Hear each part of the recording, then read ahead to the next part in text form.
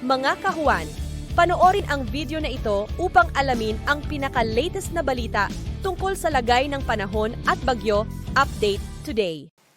Sa kasalukuyan nga ay nasa karagatan po muli si Bagyong Pipito dito sa may karagatan hilaga ng Camarines Provinces at huli itong namataan sa layong 85 kilometers northeast ng Daet, Camarines Norte. Taglay nito yung lakas ng hangin na 185 kilometers per hour malapit sa sentro at bugso ng hangin na umaabot sa 255 kilometers per hour. So mapaminsala pa rin po yung hangin na dulot ni Bagyong Pipito simula kagabi hanggang ngayong araw dito sa area ng Bicol Region at ilang areas pa po ng Samar Provinces. At ina-expect nga po natin ngayong araw generally is mas mararamdaman po natin yung peak ng mga malalakas na hangin and also ng mga pag-ulan at yung high risk din ng storm surge na dulot ni Bagyong Pipito habang mas papalapit po ito dito sa area ng mainland Luzon. Kung saan ngayong araw nga po generally mula umaga hanggang gabi, doon po natin mararamdaman na itong mga mapaminsalang hangin,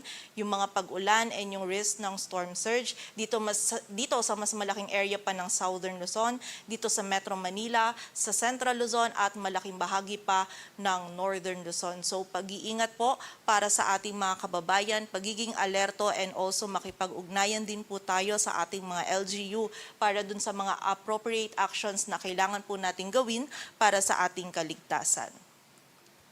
At muli po kahapon nga or kagabi ng 9:40 is naglandfall yung sentro or mata ni Bagyong Pipito dito sa vicinity ng Panganiban, Catanduanes, kung saan bibigyang diin lamang po muli natin na hindi lang po sa time ng landfall or sa area ng landfall point nagkakaroon ng epekto si Bagyong Pipito. Bagkus may kita po natin dito sa ating radar image na ang consideration po natin ng landfall is yung time kung saan tumama yung sentro or mata ng bagyo dito sa kalupaan. And may kita nga po natin dito sa radar image natin, bago man po tumama yung sentro nito ni Bagyong Pipito, is yung rain bands po nito kung saan nandito yung mga malalakas na hangin and also yung mga pag-ulan is nauna na pong dumikit or tumama dito sa area ng Bicol Region. So muli po, bago pa man maglandfall generally yung isang bagyo, is nauna na pong makaapekto sa kalupaan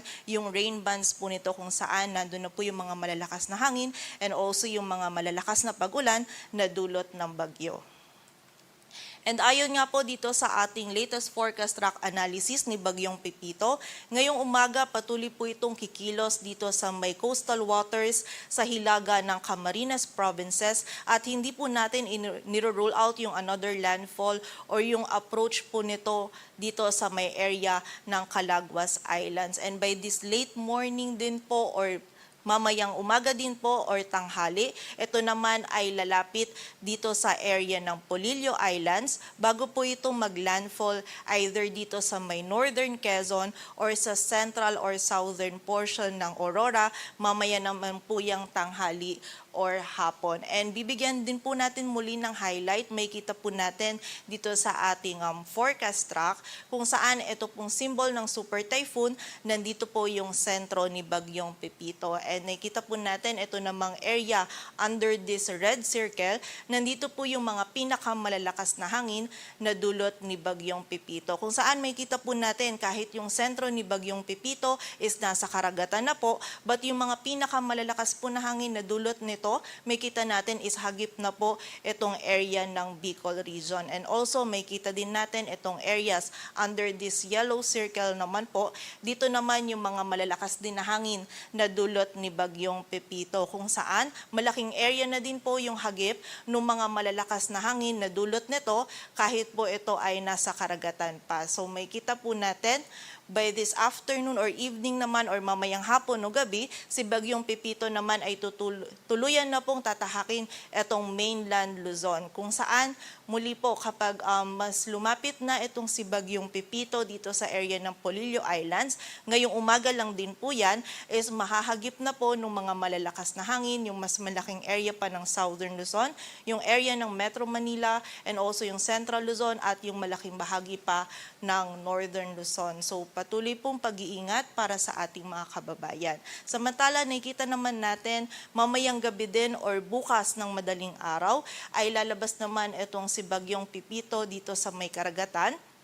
sa may kanluran ng Pangasinan or La Union, and nakikita po natin na lalabas naman ito ng ating area of responsibility by tomorrow morning or afternoon. So muli po ngayong umaga hanggang gabi, yung mararamdaman po natin yung peak ng mga matitinding hangin and also yung mga pag-ulan at yung high risk ng storm surge na dulot ni Bagyong Pepito dito sa malaking bahagi ng Southern Luzon, dito sa Metro Manila, Central Luzon.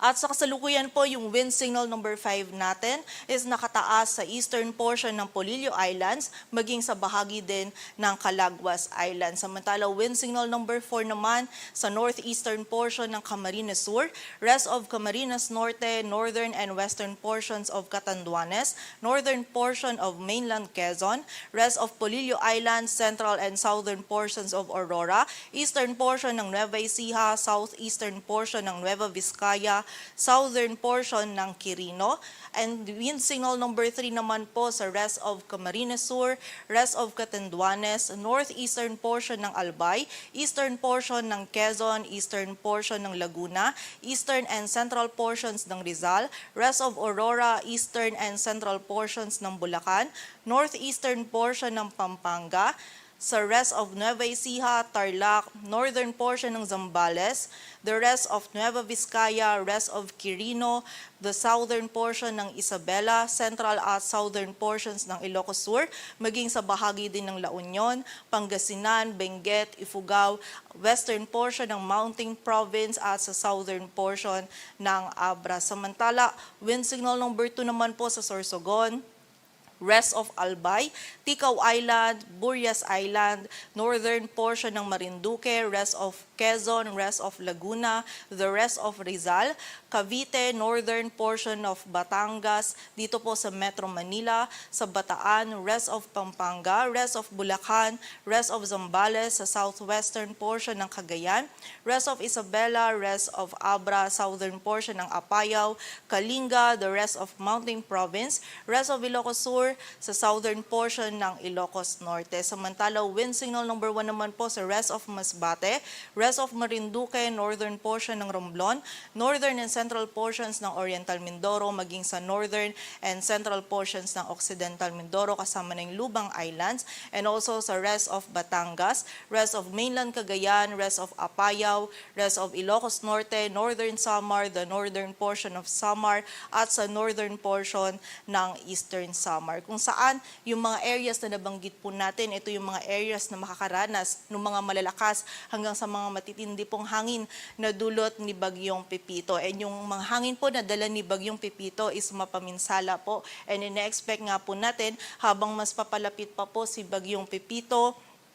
dito sa mainland Luzon, is posible pong mas maging mataas pa yung wind signals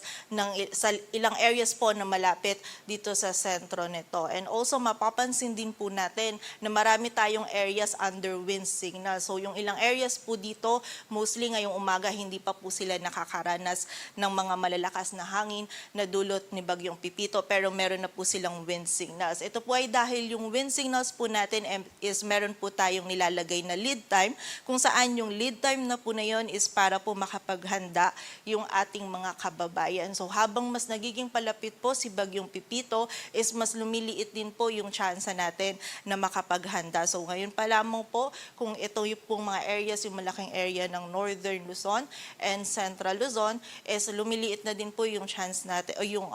time frame po natin para makapaghanda. So makipag-ugnayan din po tayo na sa ating mga LGU para dun sa appropriate actions na kailangan po natin gawin para sa ating kaligtasan. And also, ina-expect nga po natin na mapaminsalang hangin yung dulot ni Bagyong Pepito, kung saan posible po ito makapagpatumba ng poste ng kuryente, ng puno, makasira po ng linya ng kuryente, yung mga bubong po ng mga bahay na gawa sa light materials, posible po itong masira. So sa pagdaan po ni Bagyong Pepito, lalong-lalo na sa malaking bahagi po ng mainland Luzon, is hindi na po natin inaalis yung possibility possibility na mawalan tayo ng supply ng kuryente at tubig. So muli po, paghahanda po para sa ating makakababayan, maging alerto po tayo at ang importante pong makipag-ugnayan po tayo sa ating LGU para po dun sa mga aksyon na kailangan po natin gawin para sa ating kaligtasan. And in-expect nga po natin within this day din po, ngayong umaga hanggang gabi,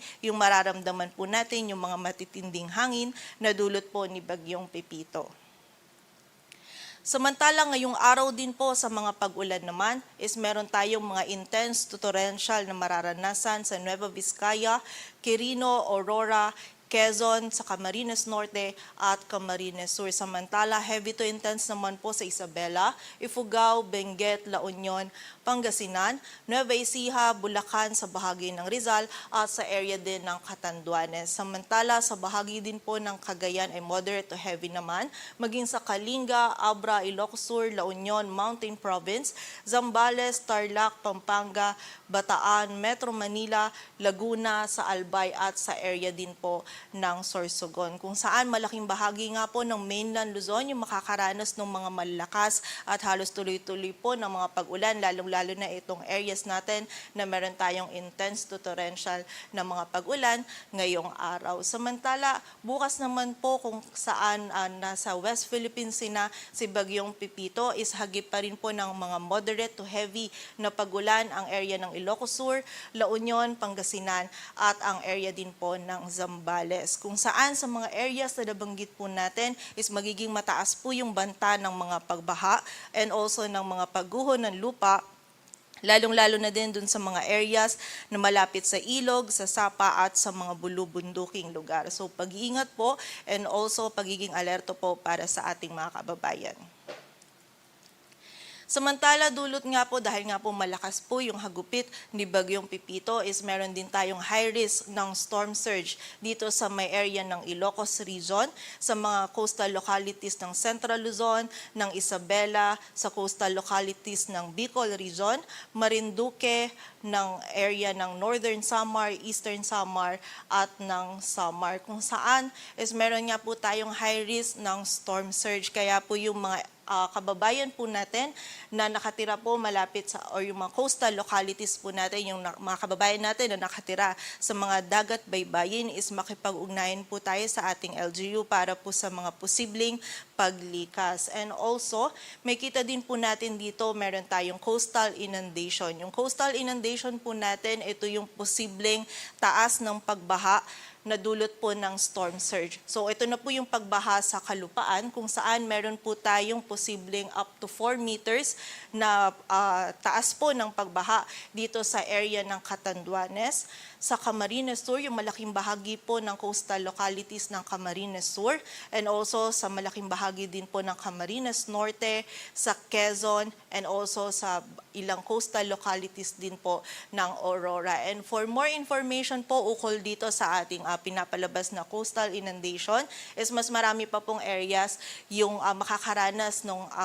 simula po 2 hanggang 4 na metro na posibleng taas ng pagbaha.